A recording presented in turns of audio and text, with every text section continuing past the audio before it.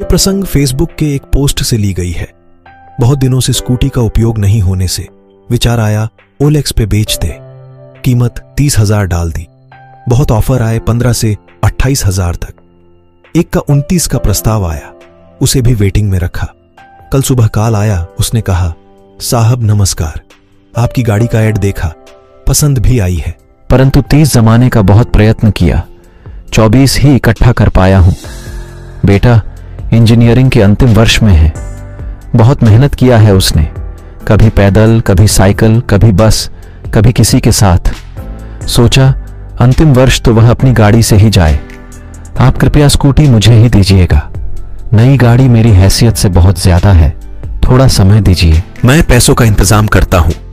Mobile बेचकर कुछ रुपये मिलेंगे, परंतु हाथ जोड़कर कर निवेदन है साहब, मुझे ही दीजिएगा। मैंने औपचारिकता में मात्र ओके बोलकर फोन रख दिया। कुछ विचार मन में आए।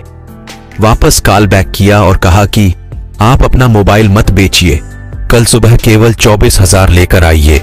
गाड़ी आप ही ले जाइए, वह भी मात्र 24 में ही। मेरे पास 29 है का प्रस्ताव होने पर भी 24 में किसी अपरिचित व्यक्ति को मैं स्कूटी देने जा रहा था। सोचा उस परिवार में आज कितने आनंद का निर्माण हुआ होगा। कल उनके घर स्कूटी आएगी और मुझे ज्यादा नुकसान भी नहीं हो रहा था। ईश्वर ने बहुत दिया है और सबसे बड़ा धन समाधान है जो कूट कूट कर दिया है। अगली सुबह उसने कम से कम 6-7 बार फोन किया। साहब कितने बजे आऊं? आपका समय तो नहीं खराब होगा? पक्का लेने आऊं, बेटे को लेकर या अकेले आऊं? पर साहब गाड़ी किसी को और नहीं दीजिएगा।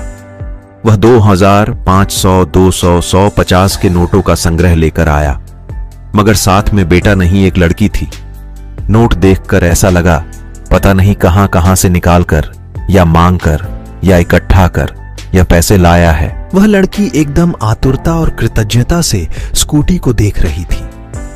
मैंने उसे दोनों चाबियां दी, हेलमेट और कागज दिए।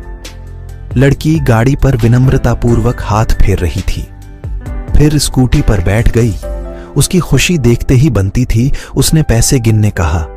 मैंने कहा, आप गिनकर ही लाए हैं, कोई दिक्कत नहीं। जब जाने लगे तो मैंने उन्हें 500 का एक नोट वापस करते हुए कहा कि घर जाते मिठाई लेते जाइएगा।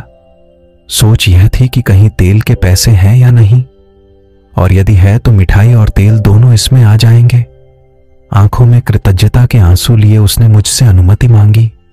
मैंने जाते हुए उससे पूछा कि ये बिटिया कौन है, तो उसने उत्तर दिया कि यही तो मेरा बेटा है। उसने विदा ली और अपनी स्कूटी ले गया।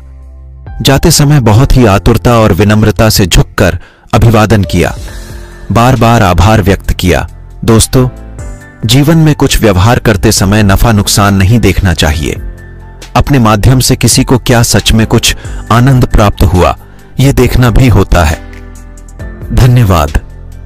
चैनल को लाइक और सब्सक्राइब करें।